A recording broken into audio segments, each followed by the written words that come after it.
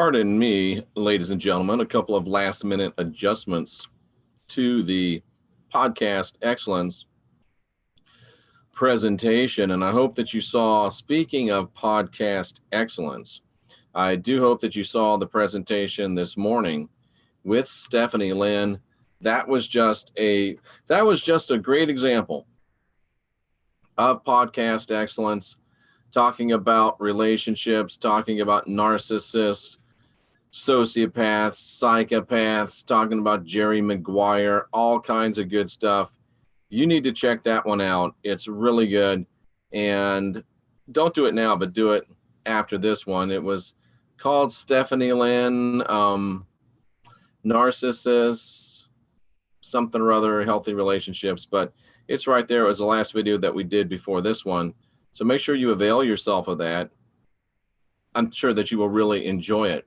And I've also put in the information box below a link to a video that I did about the Tower of Babel, which I think proves that the Tower of Babel, I feel proves that the Tower of Babel was not a case of rebellious mankind against a righteous God, but it shows that it was a rebellion of righteous man against a fallen deity. And I don't have time to go back into all of that, but however, I want you to know the basis, because I'm not going to talk about that today. I'm going to talk more about the confusion of the language at the Tower of Babel and why that feeds right into what the truth really was of the occurrence at the Tower of Babel. And it's not what we think it was. It wasn't a fallen man rebelling against a righteous God. It was righteous man rebelling against a fallen God. It wasn't unrighteous man. It wasn't fallen man rebelling against a righteous God. It was righteous man rebelling against a fallen God. Right. Sorry, it didn't sound right to me the first couple of times I said it. But there you go. So let's go ahead and let's look at this passage with the idea of the cessation, the end of, and we'll take a look at this since I took some time to make it. The Tower of Babel, the end of telepathy. I think that I can show you without much fear of contradiction that the Tower of Babel was indeed the end of human telepathy and the birth of this human language. And I forgot, but what this really should have been called is you can't spell without language, and how to turn what was done to us into something that we can use to do back to them, how we can empower ourselves. So let's keep that in mind as we roll along here. And for some reason, I can't see both. I don't know. One of these days, I'll actually learn how to use this Macintosh computer, but it doesn't seem like it's going to be any day soon. I don't know why, but we'll figure it out one of these days. So looking now at this passage of scripture that I want to share with you, and I need to get back over here. I got to go back and forth. I don't know why. Just do. Don't want to show you that. I want to show you this, ladies and gentlemen. Tower of Babel, Genesis 11:7. Come, let us go down and confuse their language so they will not understand one another's speech. We're not worrying about what happened before. That's covered in the video that I just linked in the chat room. That's covered in the video I just linked in the chat room, ladies and gentlemen. So we can go ahead and move past all that, and let's take a look at this. Powerful stuff, ladies and gentlemen. Powerful stuff. So let us go down and confuse their language. Let's look at it in the interlinear. Let's look at it in the Greek. Actually, this would be Hebrew. Just testing you. Come, let us. Now, a couple of interesting things here in let us go down. A couple of interesting things here in let us go down. To go down or to descend. So there's something interesting here to me, in fact, in that we can realize and know that wherever Yahweh was, he was not on planet. He was somewhere above the earth. I don't know if he was in orbit. I don't know if he was on the moon. I don't know if he was on Mars. I don't know if he was on another planet. I don't know if Nibiru was in town and he was on Nibiru, but he was somewhere not here. Because he said, let us descend. Let us go down. Let us descend. Let us descend onto Earth. Let's get out of orbit. Let's get off this planet. Let's come down. Let's go down to where these people are. And you notice there was an us. So he had some people working with him. He had some entities working with him.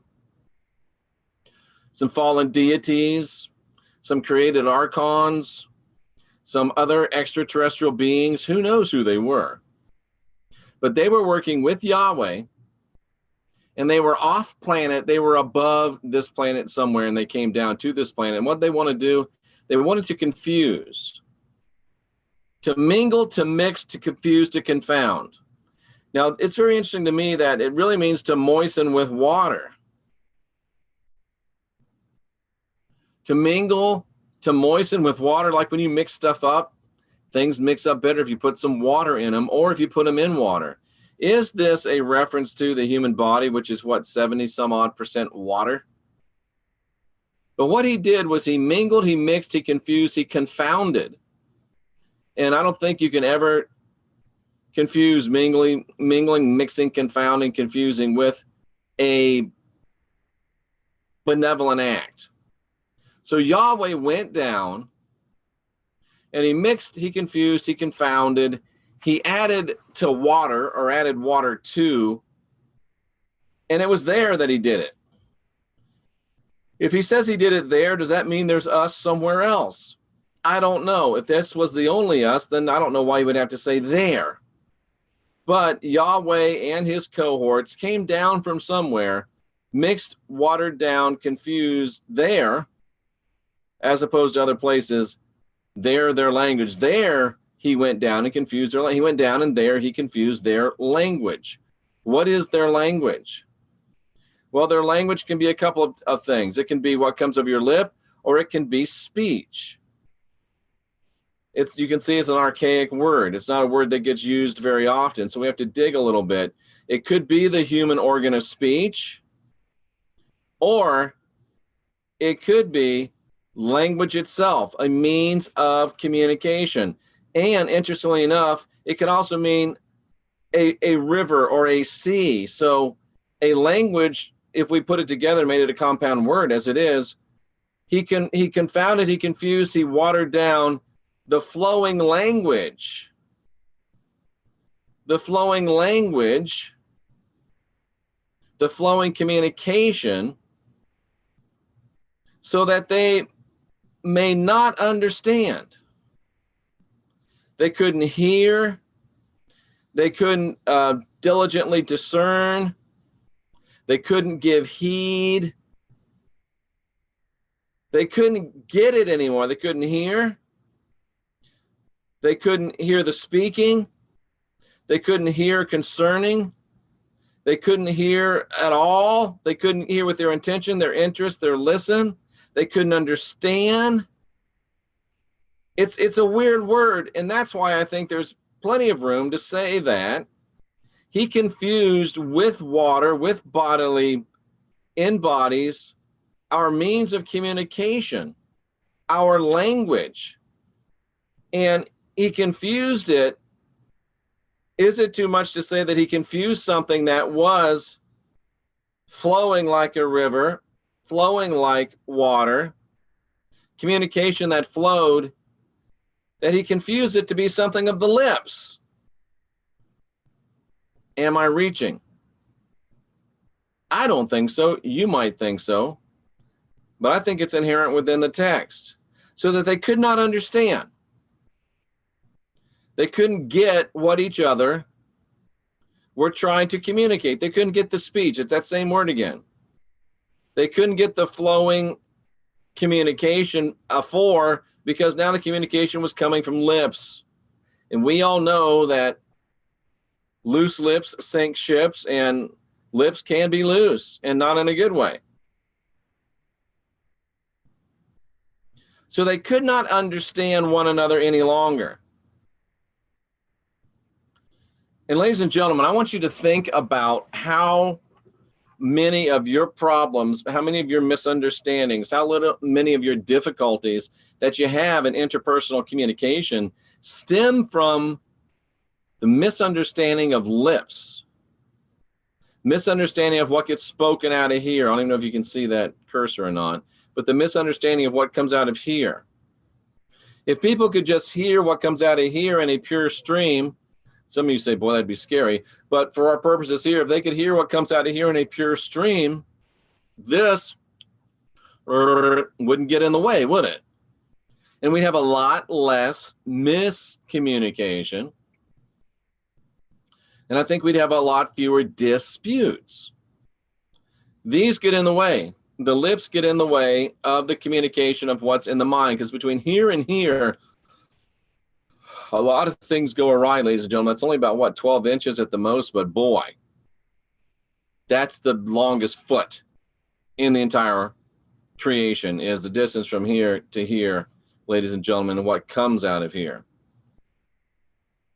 So it's my assertion that not only was the Tower of Babel not Jenny Moonstone, Jay Campbell, texting me. It's good to be me. I love having these people in my life. But where was I? Not only was the Tower of Babel not fallen man rebelling against a righteous God, it was righteous man rebelling against a fallen God.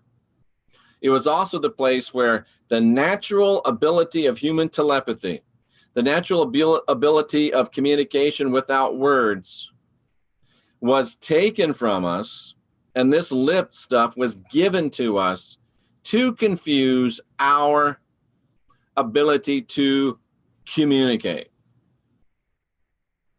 And that's not a good thing. That, we could be said, is a bad thing. That is a thing that is of disservice to us. I think you would concur. That's a thing that is of disservice to us. So you could say that's bad news, but you know that old Jeff ain't about bad news. You know that Jeff doesn't bring you fear. Jeff doesn't bring you gloom. Jeff doesn't bring you doom, because he just don't think there's any room for that. Jeff brings you the good news. Jeff brings you the happy news. Jeff falls into a pile of crap and finds a rose. That's what I do. That's what I'm here for. Because I think that's what we should be able to hear, be able to do. And I'm looking in the chat room. Paleo banana pancakes. Oh, good stuff. I love paleo banana pancakes. I myself had a almost paleo breakfast burrito and a dandy latte from Southie Coffee on Missouri Boulevard, just a little bit south of Highway 60 in Clearwater, Florida. If you're in that area, you got to check that place out. Steven does a great job. Good stuff.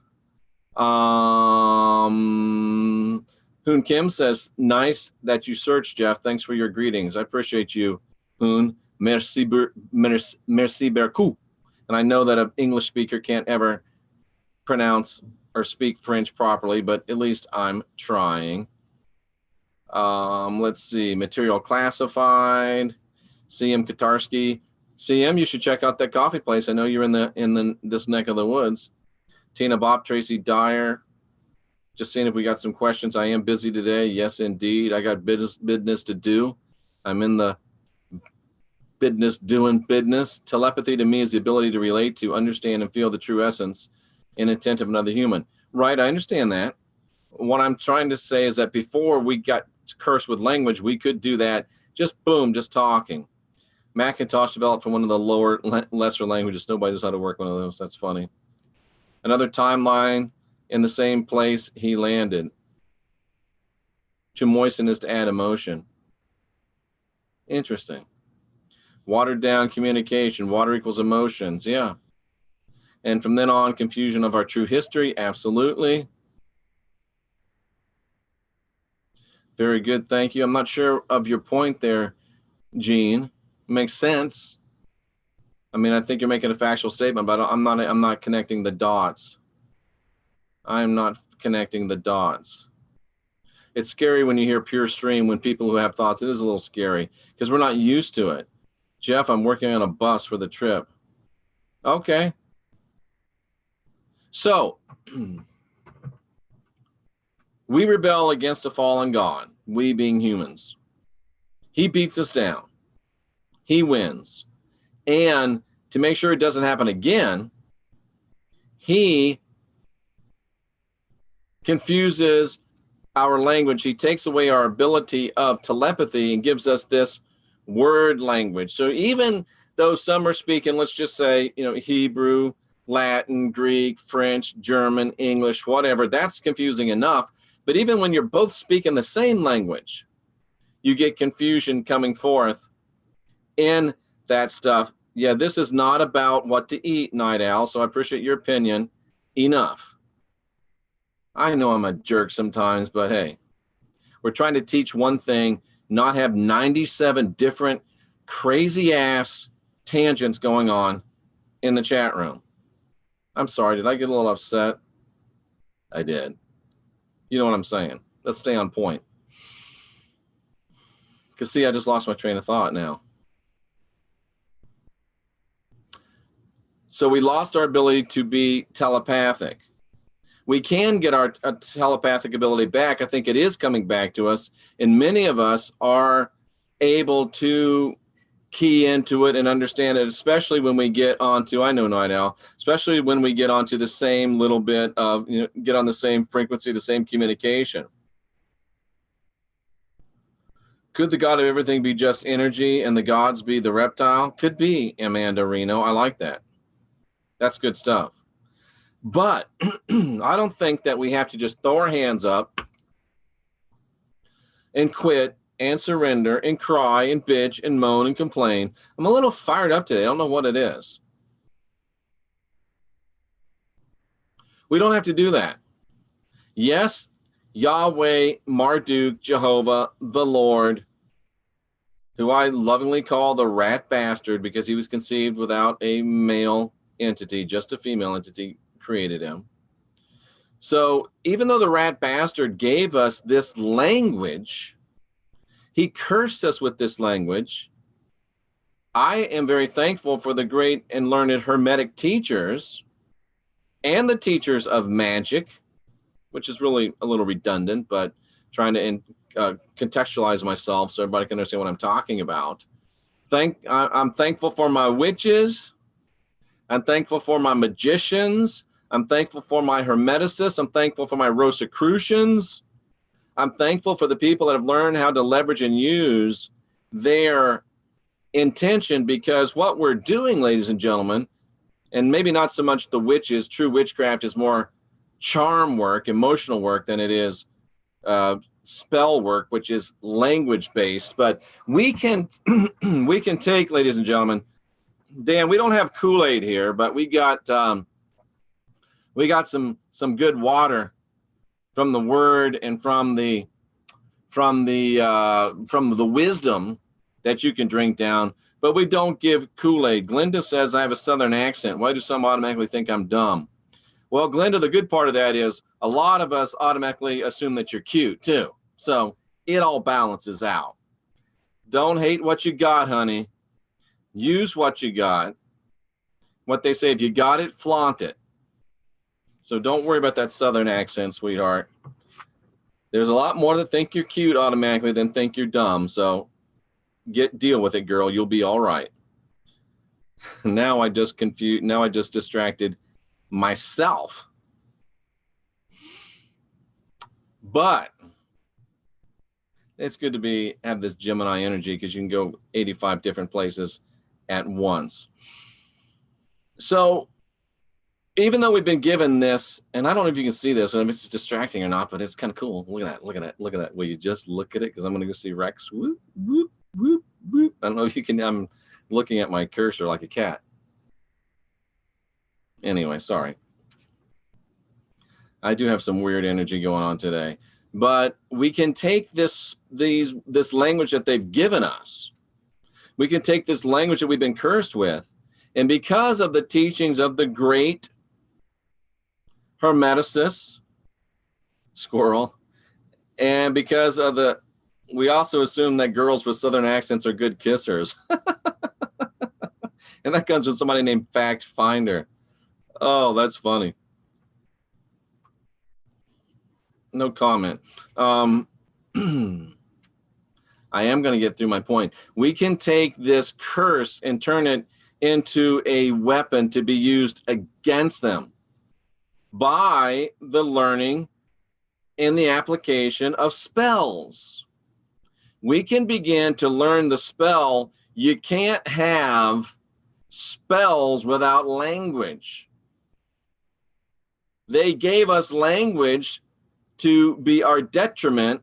I say we turn the language against them by incorporating spells for our betterment and their demise. That's called transmutation, cousins. They said, he said, Yahweh, rat bastard said, let me give them language to keep them from being able to work uniformly against me. I say, you're a rat bastard, and that was a dirty, rotten thing to do, but guess what? Just because you gave me language doesn't mean I'm going to go away. I'm going to take that language you gave me, and I'm going to learn how to use it for spells that I can turn against you and for spells that I can turn to my betterment. Oh, well, Jeff, I agree that we can use betterment spells, but I don't want to use spells that are against anyone's sovereignty, even Yahweh's. Really?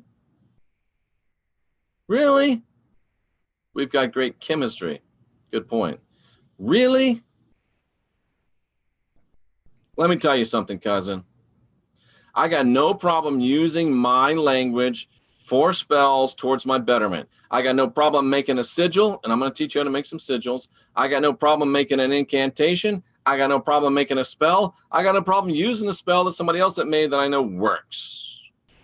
Because it's my intention, and if it's going for the betterment of me, I got no problem with it. And I got no problem with using a spell against an entity that has usurped my sovereignty, against an entity that has usurped my divinity, against an entity that has usurped my freedom. I'm divine. I'm sovereign. I'm free. And if he took that away from me, I am more than willing to turn it around and give it right back to him. Maybe I'm wrong. I don't think so. I don't think so. Griffin, do you really think I'd be talking to you like this if I never tried a spell?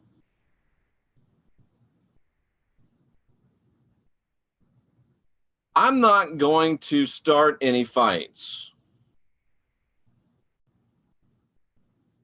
But I'm not above finishing one. I didn't start this fight. But I am in the fight finishing business, cousins. And business is a booming. Somebody told me Yahweh's hiding in Africa trying to get off planet. For some reason, that sounds true to me.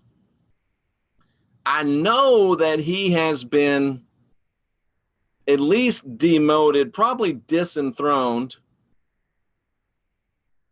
and maybe he can't get out because there's some type of energetic shielding that everybody keeps talking about keeping him in. And I'm a little bit confused, a little bit betwixt and between about what we should do with him. Part of me says we got to give him a chance to repent. Repent mean turn around, start doing right, stop doing wrong. But another part of me wants to be Old Testament with him. Part of me wants to put him in a cage and poke him with sharp sticks. But that's not a high part of me. I wonder if that's why the scriptures talk about Satan being in chains for 1,000 years, because it would take us 1,000 years to figure out what to do with him. You know, Satan and the idea of whom they want us to believe Satan is. Because let's think about it. If he's trapped down in Africa like a scurvy dog, like Saddam Hussein in a hole in the ground. Uh-oh, squirrel. Interesting comment in the chat room. Somebody remind me we're talking about Saddam Hussein and Yahweh in a hole in the ground. You know what? I like that imagery, the rat bastard hiding in a hole in the ground. I know a person who might have a demon who had a dream that he tried to fly past the moon and was forced back down and not allowed to leave, and that it was terribly scary. 2 years ago. Ooh, that's interesting. Watch this. Watch this.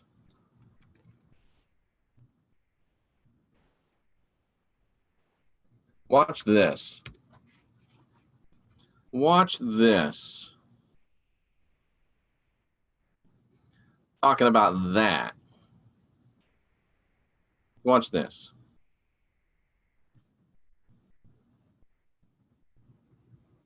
I saw Satan fall like lightning from heaven.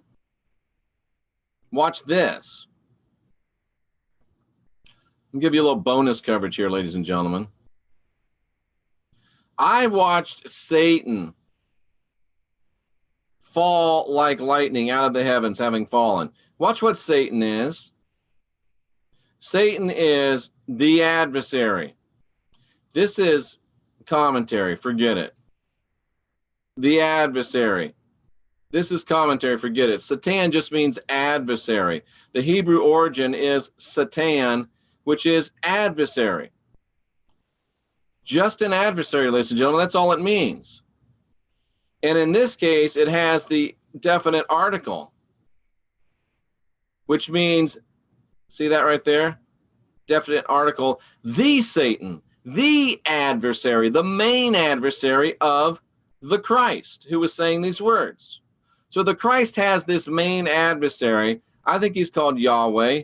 I think he's called Jehovah. I think he's called Marduk. I think he's called the Lord. And of course, I refer to him as my little buddy, the rat bastard. And the Christ saw him fall as lightning. A flash of brightness, a flash of luster, a flash of lightning. Incidentally, same word where Saul on the road to Damascus saw Jesus as the same astrape. Interesting. The Christ sees an astrape and says it's the adversary. Let's just contextualize ourselves. The Christ sees an astrape and says it's Satan. Saul sees an astrape and says it's Jesus. Like Jack Nicholson said in the Joker movie, hubba hubba, who you going to trust? Who you going to trust? Jesus or Saul? It's up to y'all. I like what I did with that. It just came to me. It was kind of funny. So let me finish this up. So as lightning, I saw him do what? I saw him fall out of the heavens, falling out of the heavens. To fall under, to fall prostrate, to be beat down. So it's not as bad. So I don't feel so bad wanting to beat down the rat bastard when the other Elohim, the illimitable ones, already beat him down once. So I feel a little bit better. Okay. Somebody else gave him a beat down, so I don't have to feel condemnation for wanting to give him a beat down as well. So that just goes to, who was that saw in the chat room, saw someone who says they have a demon trying to fly past the moon, couldn't fly past the moon. And yeah, maybe there is some type of an energetic shielding that prevents entities from leaving. So that maybe that's why Yahweh, rat bastards, hold up in Africa trying to get off planet. But the point of the matter is, we can use language that was given to us for a curse. We can turn it into a blessing, and we can turn it into spells and incantations and directions of intention to give even more power and force as we're in this form to our words and our ways and our deeds and our spells and our incantations. So Spell on, cousins. And don't let anybody make you feel bad for it. That's just my recommendation. You can take it, you can leave it. I'm just looking through the chat room again.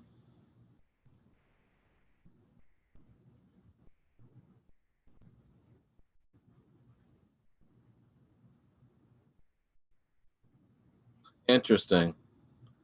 Interesting stuff, ladies and gentlemen. We can all take turns. I'll hold him and you can hit him. You know what I'm talking about. So we speak, we spell, we create, says Charla E. I agree. I like it. Jeff, if they say Satan is bad, could he be the energy that is actually be good? Yeah, I don't think there is an actual Satan. Well, there's a tulpa, there's a thought form Satan because it's been created. But the Satan is just the adversary. And ladies and gentlemen, let me give you a clue. If you want to see the Satan, if you want to see the devil, if you want to see the adversary that is your biggest challenge, go look in the mirror. Beat that Satan. Own that Satan. Win over that Satan. And you won't worry about any other Satans.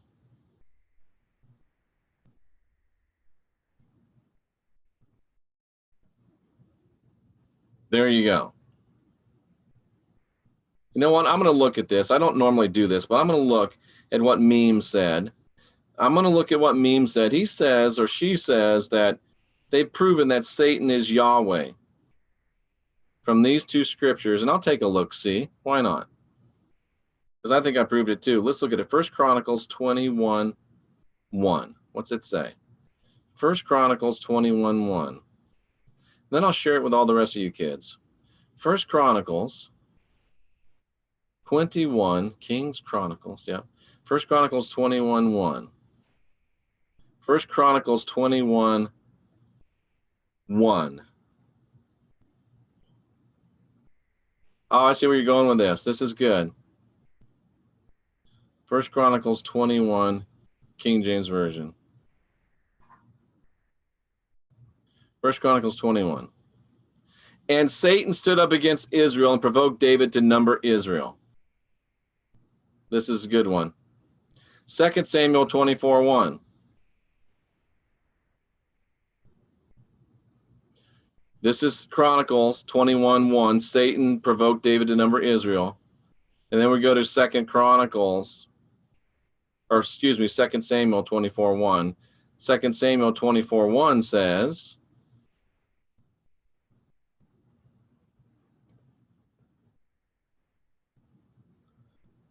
and the Lord was mad and told David to number Israel. That's what you call a little bit of Bible study right there. That's what you call a little bit of, what do you call that? That's exegesis. That's spiritual comparison. So yeah, it's obvious that Yahweh, the Lord, is Satan. It's pretty easy, pretty linear. Well done. Who did that? Who did that? Who done that work? Mimi or Meme. Antarctica's a good place to lock them under. Yeah. What we can bind in Jesus' name. Hokey's all about the Jesus, huh? I can bind in Mickey Mouse's name too. I know that bugs you, but I can. All based on perspective. Emoto. How did Mr. Emoto get into this? Again, rabbit trails.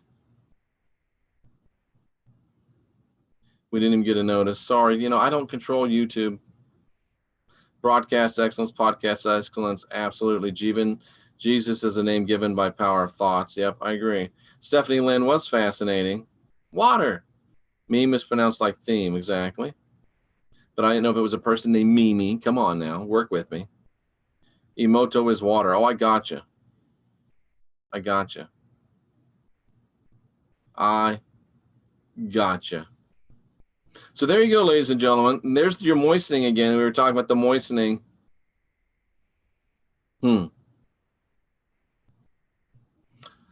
So, ladies and gentlemen, yes, language was sent to us to be a hindrance.